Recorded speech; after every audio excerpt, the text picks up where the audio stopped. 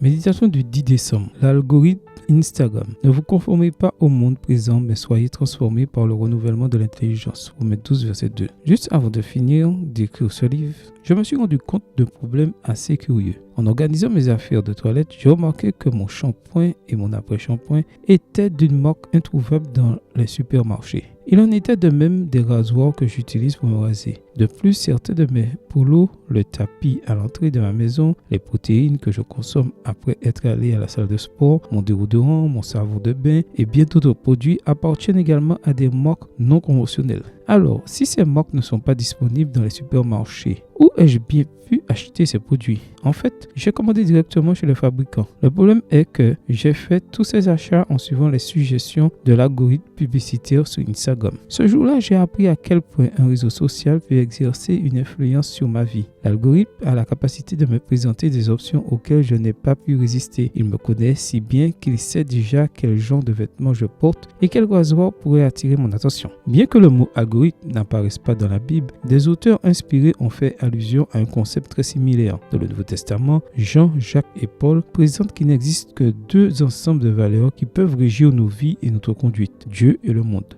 Et un seul des deux peut occuper le siège du conducteur dans nos esprits. C'est pourquoi Jean nous avertit que nous ne devons pas aimer le monde, ni ce qui est dans le monde. 1 Jean 2, verset 15. Car l'amour du monde est inimitié contre Dieu. Jacques 4, verset 4. Permettre au monde de contrôler nos réactions et nos pensées est bien plus dangereux que de succomber à toutes les suggestions de l'algorithme d'Instagram. Même si les réseaux sociaux peuvent nous inciter à faire des achats compulsifs et mettre notre stabilité financière en danger, suivre les désirs de ce monde conduit inévitablement à la mort éternelle. Voir Romains 6, verset 23. C'est pourquoi dans le verset d'aujourd'hui, Paul nous exhorte à ne pas nous contenter de ce monde, à ne pas laisser le péché prendre le contrôle de nos vies, mais à expérimenter une transformation intérieure en changeant notre mentalité afin de transformer notre façon de vivre. Amen. Bonne journée à toi et que le Seigneur te bénisse.